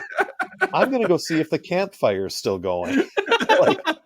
So that's reminding me of this end scene where, there's this cave in and everything falls on Mike, but turns around. He just had to kind of stand up and it's a little dusty in he was tying his shoe and yeah, sorry, I stopped. The water fountain was still good, so I got a drink of water and everything's fine. So sorry you were all worried. Like, to me, it very much, it's definitely a move to get people to come back after the next commercial break. It was just a very strange one because it was way more intense than a Brady Bunch storyline normally is. And it was even though they had set it up with, that tell your husband to, sign off on my plans in that way, but emotionally they did not set up that moment. Sure. So it came completely out of the blue. Yeah. I really like what you said earlier about, the movie was already done and then they tacked this on. Yep. Yeah. And that's honestly how it feels. Cause it feels like you could have ended with the really strange, in a way that I love, dinner table sequence where they're all just feeling really guilty and like, oh no, you're talking about me, Dad. And then it could have just had Sam come in and the movie could have ended, but they're like, we need a little bit more time. We got to get a couple more commercials in here. So here's the meeting. Like, boom. And then it ends at the dinner table, and it's perfect. Cut it, print it. It's like, okay, the old man says we have to do this, but we are 20 minutes short on this movie, and we have to throw something else. Can we just tack this on without telling? Yes, but just get it through. He'll sign off on it. Yeah. Remember, he's an architect. This is just architect stuff. Yeah. Just throw something on there. I don't care. That's fine. I kind of wish they had, since everybody was like, nope, here's my problem. No, here's what I've been lying about. They get to the sixth kid. They're like, no, I have nothing to share. That's fine. No, everything's cool with me. Yeah, things are doing good. I'm going to race cars. I just, making money. That's fine. Also, Bobby, we're so proud of you. One tiny detail I noticed. I like that Bobby could sit at the adults table, but Cindy was still with the kids. Mm-hmm. She was still at the kids table. Again, back to her resolution. I wanted to be asked about this. I wanted to be treated like an adult. Okay, Cindy, come and sit at the adult table. No, I'm going to sit at the kids table. I've got a game going on. Yeah. Again, Cindy and Bobby out in the garage. More than likely. Yeah. That's why she's hanging out with the kids, because she just doesn't give a flip. I didn't really want to come home for Christmas. You didn't? Well, I did, but see, the girls, they planned this big ski weekend, and I was supposed to go. But then you called, and I felt that I had to be here. I wanted to be here. I just don't know why nobody asked me. I mean, I just wish sometimes that everybody would stop thinking of me as little Cindy and start looking at me as someone older. I do it, Cindy. Well, thank you, Mickey. Me too. Me too. Cindy, sometimes parents have a difficult time realizing that their children are grown up and capable of making their own decisions, especially when it's their youngest. You're right. We should have asked you to come home instead of telling you. Sorry. I agree. But you made a good choice. Cindy, would you like to come over now and sit with us at the big table? Oh, Mom. Thanks for asking, but we've got a game going here. One thing I do want to mention, because there's nowhere to actually put it, so I'm just going to tack it on at the end here before we start wrapping up. The biggest thing for me, I would say, that just felt like I was kind of blown away by was so after the intro of the movie, where we get the dialogue scene between Carol and Mike, them walking through the house just so they could show us, one, the new interior of the house, but then all these camera angles I have never seen of the house before. Being able to see, the side of the house that the camera is normally on, and that there's windows there, or just like almost just like really kind of like creeper shots of slow zooms through the house. They're just really like this. There's an old quote from Orson Welles talking about making Citizen Kane, and he said the biggest thing that he really strived for on that movie was to be able to show the ceilings because so many movies you couldn't show the ceiling because the sets weren't tall enough. And I just kept thinking, this is Orson Welles' favorite episode of the Brady Bunch, because you could see the ceilings. Ceiling porn. And like for me, as a huge Brady fan who has probably the house committed to memory, it's like, oh my God, all these angles I've never seen before. They have so much more windows. Corner before. That's kind of how it felt. There's a houseplant there. Good to know. I did like the window that they put in over the kitchen sink. Yeah. Nice. I liked that too. But then that also tells me that house now has a U-shaped backyard. Because it's the patio doors go right out into the garage and the driveway. That's fair. That's a good point. Yeah. So I just wanted to talk about the being able to, but it's only the first floor of the house. We don't really go upstairs or out to the yard, but I appreciated seeing went upstairs. Yes, I appreciated getting to see that because I'm a nerd for those type of things. So Any final thoughts on a very Brady Christmas? I'll just, it's something that I've expressed throughout the episode, but most of my comments were critical. But I just want to go back and state one last time that like it's the Brady Bunch. Mm-hmm. You don't go for the incredibly compelling, dynamic, complex emotional storyline. You go the will they, won't they? Right. Yeah, no, you go for the warm, fuzzy family, like hella light drama, and you got more pie. I just appreciate I was able to make a Citizen Kane reference talking about the Brady Bunch. I have a hard time not making Orson Welles references when discussing the Brady Bunch. I'm still back on your description of Carol watching Jan and her husband. It was so unsettling. You go back and watch that scene. You will not be able to take your eyes off of her watching them. Hey, there's not a lot going on in that house, man. It was, It's okay if you're not down for breakfast. Wink, clink. So on this show, when I remember to do it, we occasionally do something called the Thrill House moment, which is a moment in the film that was kind of your lock-in favorite moments, anything really that you want to highlight that. And you can even talk about this more, like when you first saw it, like what kind of clenched you in that you wanted, that you were enjoying what you're watching, or that you were in for the ride. Who wants to start? Anyone? If you need a moment, I could start. Well, I can start because I guess I didn't really have one for this movie. Okay.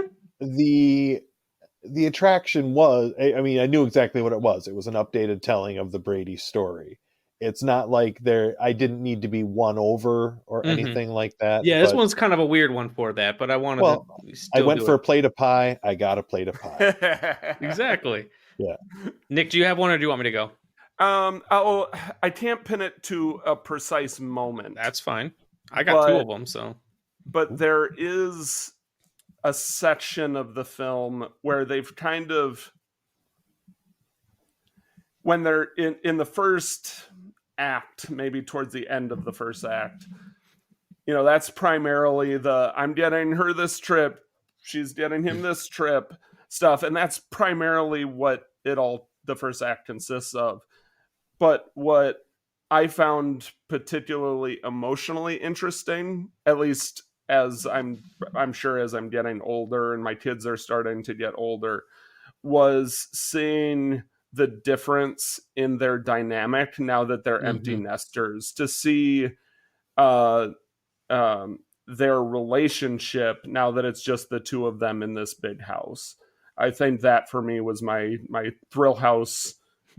But I don't think moment is the right word, but that's what made this more than just a long episode of the Brady Bunch. You got to see the evolution of those two characters. Sure. I like that.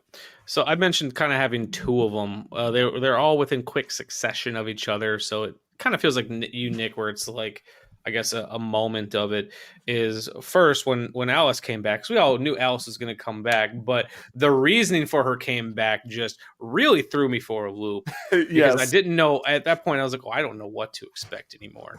But in a good way. Like I said, it was like Nick, what you said is like an evolution where everything was still written and treated like the Brady Bunch. It's just maybe not everything is perfect. Yeah. So not knowing where they're. I also loved her entrance, the way she was like, very Lucille Ball. Well, yeah, but that was Schlitzie. Like her training came from that era and everything. Yep. Yeah. So I loved that because, and then just like I said, Sam's breakup letter just kills me. It's so funny to me.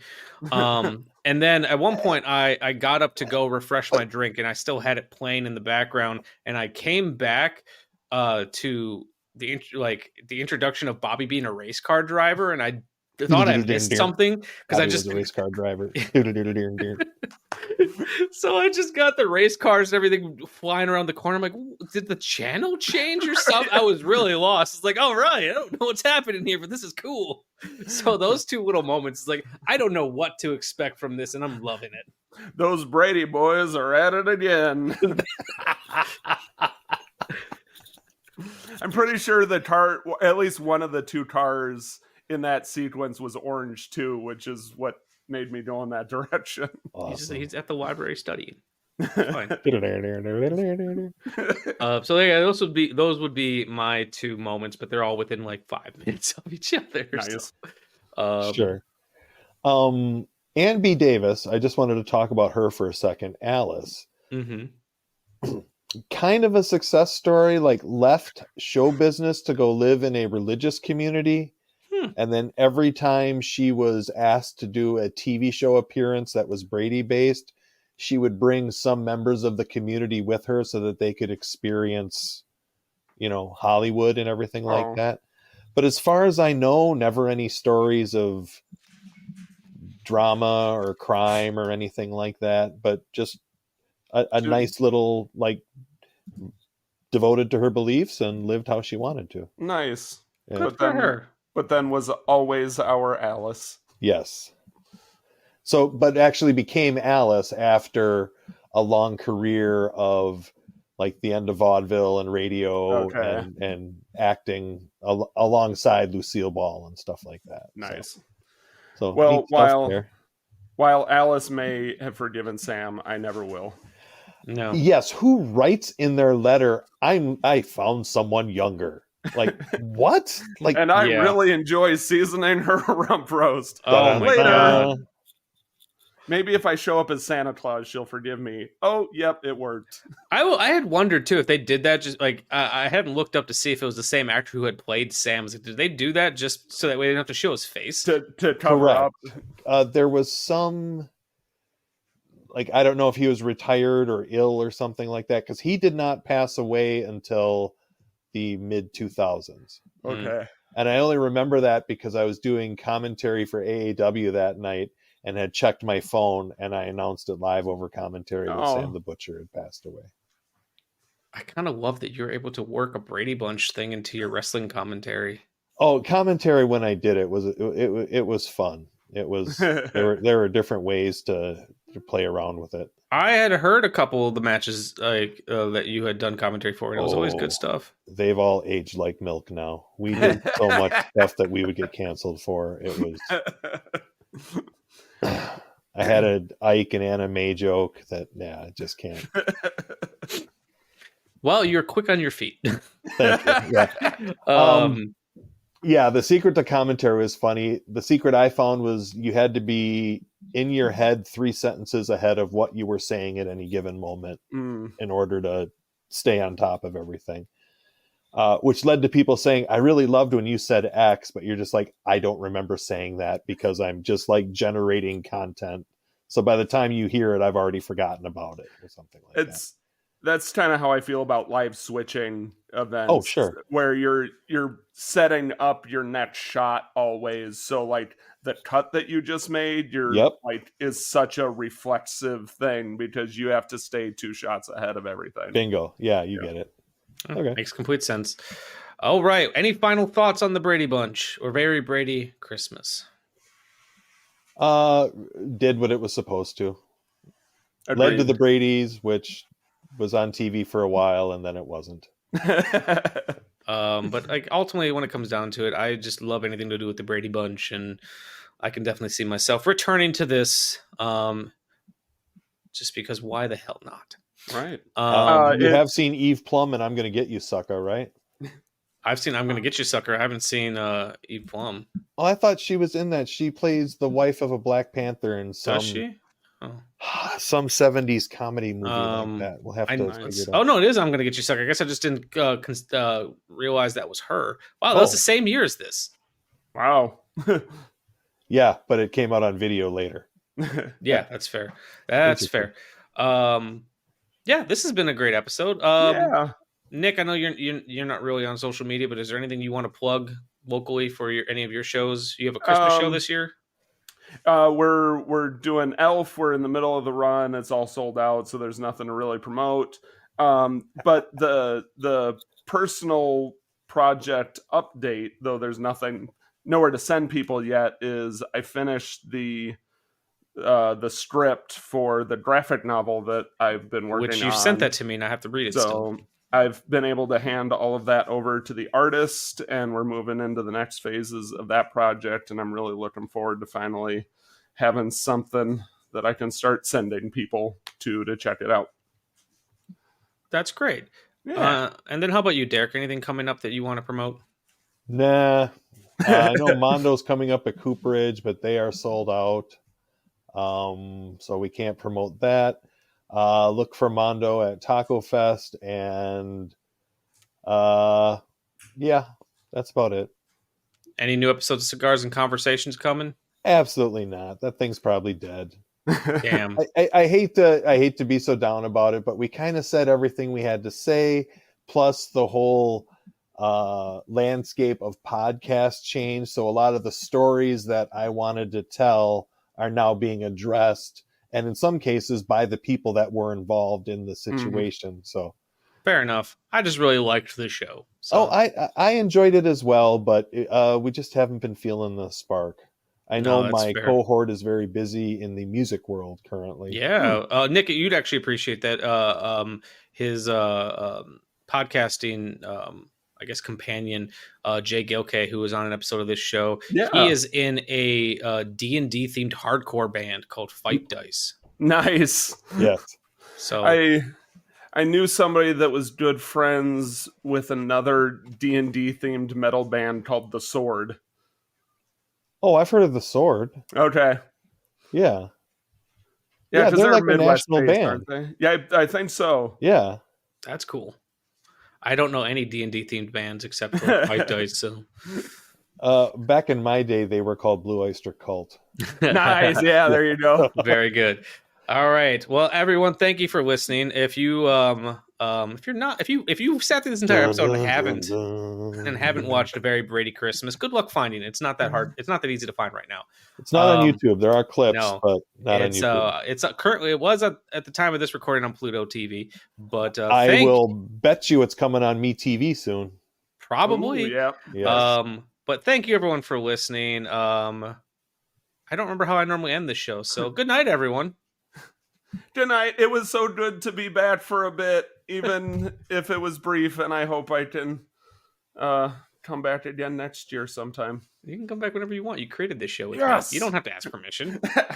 I just show up in your StreamYard recordings. I'll just send you a link every time. Nice.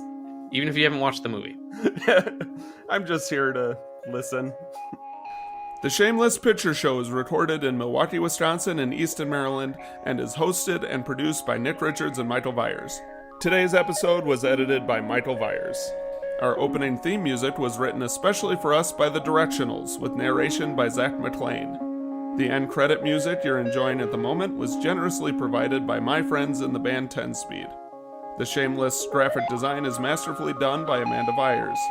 An extra special thank you to all of our Patreon supporters and to our generous sponsors. We are on Spotify, Stitcher Radio, iTunes, Google Play, and Libsyn.